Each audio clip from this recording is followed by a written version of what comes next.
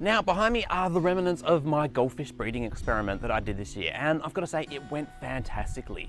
The fish that came out are super healthy, they have grown super quickly, and it is one of the easiest ways that I have seen to be able to grow goldfish, and probably koi and lots of other fish as well. So I thought I might take you guys along and show you a full tutorial about how it all works, the progress throughout the year, and have it all in one final video. Because I've got a playlist that I'll link at the end that's going through the stages, but I figure one whole video that compiles it all together will be far more useful to a lot of people.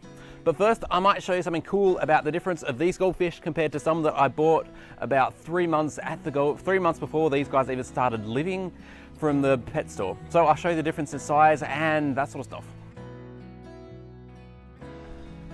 Now you'll see in this tank here, there is two different sorts of goldfish. The ones with the really fat bodies and slightly different scales are pearl scale goldfish. They're a golf ball sort, and they are ones that I want to do as sort of a breeding pair inside of it once they get a bit bigger and older. The other two there, which are still starting to get their colours and still starting to bring out all those sort of fun things, are a lot younger. They probably were born about hatched, or however you want to say it, about 3 months after I bought the two there. So you can see the difference in scale and see the difference that they have actually grown inside of the system and inside of the method that I've got going here, which makes me think this is far more nutritious, the way that they're growing, and it's a hell of a lot easier for me to do at the same time. So I'm going to throw these guys back into the tank so that they can not get too stressed out inside of a bucket that you can see them properly, and continue from there. Okay, so let's start from the very beginning. What we're going to need is somewhere to put a whole lot of water in your backyard or somewhere there is indirect sun. So we start about a month before you're ready to start breeding the goldfish. If you've bred them before, then you'll know when that they're going to start breeding, but if you don't, it's basically when they start chasing each other. So you want to start at about a month before they'll normally start chasing each other and get this all set up. So we're going to need somewhere that we can store a big volume of water. The thing that I used was a used swimming pool. So you can get the ones off Gumtree, eBay, Craigslist, wherever you like it, that are demountable pools that you can stick up. They've got steel struts supporting it, and they are really very cheap because a lot of people just want to get rid of them. The one that I've got here, I'm going to start going through a slideshow of the videos and that sort of stuff, is probably cost me about it did cost me $60 off Gumtree, and that was it. It's really quite cheap and really quite easy to get going. But it doesn't have to be a swimming pool because a lot of you might not have that much room. So you could use an IBC, you could use pretty much anything that holds a very large volume of water. But I use a swimming pool because it's one of the easiest ones for me to get, and I set it up in my backyard. Now, I gave it about a week, 2 weeks for it to start getting green, because you want to start getting nice and green inside of it, just some natural algae and that sort of stuff getting into the water. And that is when we add some dapine, however you say it. I'll put a link there, I'll put a word there about how to actually spell it. But they are really quite cheap as well. It costs me about $15 to get a live culture. It's not something you can buy like brine shrimp that come in frozen or freeze dried that you can add water to when they come back to life. But trust me, these are so much better than brine shrimp because they breed, they reproduce, and they don't die inside of the water. And their growth rates are exponential. And I seriously do mean that. Each one of them can breed thousands every few days, and it is the food source for the goldfish inside of this system and for the fry, which is really incredible because it takes really no effort from me. I put the culture in there and I let them do their thing. Now, the culture you've got to keep an eye on. You've got to have a look at the color of the water, because once they start breeding like they do, they'll clear up all the water into a crystal clear mixture, and which is fine, but we're going to need to feed the dapine after that. And it's something that's really quite simple and really quite easy to get a hold of. It is dried yeast. It's what you get at the shopping centre. You can get a big bag of it from the shops for $5, if that. And that is enough to feed them throughout pretty much the entire season. So every 4 days or so, I would sprinkle some of that over the system, and those dapine would thrive inside of it and just grow exponentially better. So at about the month period when they're ready to start breeding, that is when we add our eggs to the system.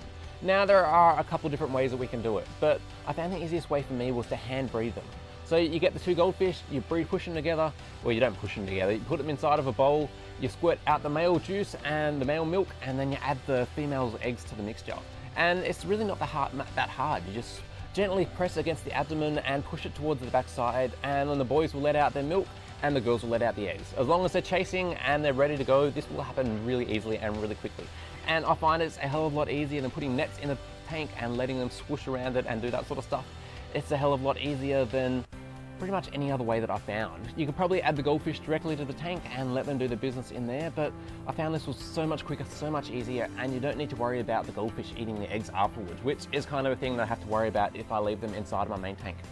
Now, since we've got our eggs, then it is time to add them to the breeding tank, which, again, pretty much easy. I put them inside of the bowl, I put the bowls directly into the tank, and let them do their thing. I tried a couple different methods of hand breeding them, but I found normal method, do the boy, do the girl, worked perfectly. I had about 95% success rate.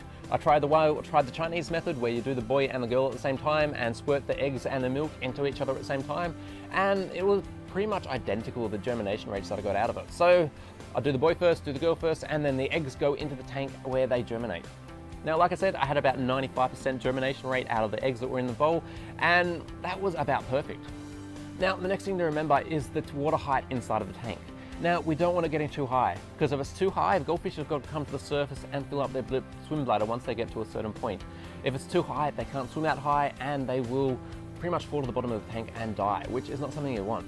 So I'd recommend getting the tank probably about half a meter full. That's probably about 2 feet for you Americans out there, and that is plenty for them to get to the top of the tank and to breathe properly. And then it's pretty much just a waiting game.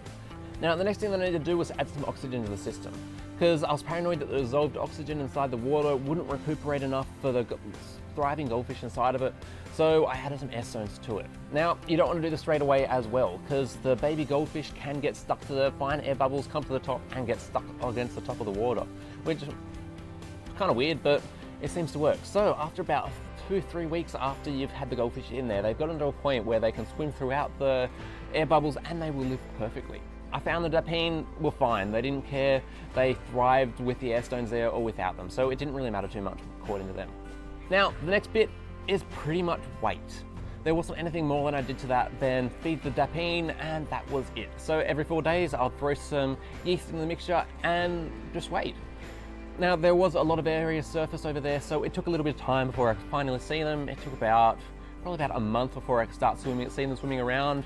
Another month after that, and they were schooling together, and that's when I started very slowly feeding them up on very small little pellets. So I'll throw a couple in there, and within probably about a week, they were starting to take them and eat them. And once I figured that they were big enough to go into my main system, that's when I pretty much deposited them in there, because it's really not that difficult. Straight in there, they get along with the adult goldfish swimmingly. I like that one. But yeah, they get along with the adult goldfish swimmingly, and that was pretty much it. I pulled apart the tank and went from there. Now, it takes a little bit of time for them to get their color because they are still quite young, but within probably about another month, they started getting up, or probably 2-3 weeks of the main food, they started bringing up all the color onto them and just behaving like a normal goldfish. But they are growing so much quickly, because I think the strong start that they get to the beginning of their life just means that they grow so much quicker and so much healthier. And it's just grown really well. Now, one thing that I recommend for people to do that I did not do myself since I am silly is putting some sort of cover over the tank. Because one of the biggest problems that I had was dragonfly larvae.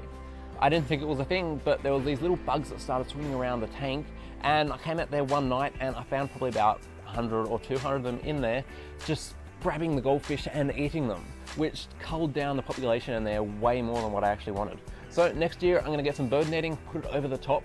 Bird netting that's fine enough to stop the dragonfly larvae getting into it, and that should pretty much solve that problem completely.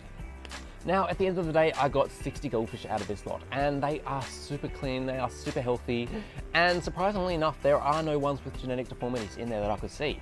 I think the ones with genetic deformities probably got wiped out by the dragonfly larvae because they just weren't fast enough to get away from them, and so I haven't had to do any culling at all. But you will have to keep an eye on them. Any that have got deformed tails, any that have got deformed backs, then the kind of thing you can really do is to cull them out into amounts that you want. Now, I'd recommend keeping an eye on the nitrate levels and the ammonia levels inside of this, because there is no proper filtration, but it wasn't a problem with my system. I'd change the water, so every week or so I would pump out a bit of water and I would top it up with some more water from my aquaponic system, and that was pretty much it. But to be honest, I didn't notice any rise in nitrates. I had no ammonia levels inside of the whole thing, and it was really just simple, which is what I'm trying to tell you guys. It's so much easier than any other way that I could see, any other way that works, and that sort of stuff. Now, I hope you guys got something out of this, and if you guys have any questions, queries, want to call me a bullshit artist or anything you want, then ask me down below in the comments and I'll do my best to answer. So I'll see you guys next time, and don't forget to subscribe and watch some more of my videos if this is the first one you've seen. So I'll see you guys next time, and thanks for watching.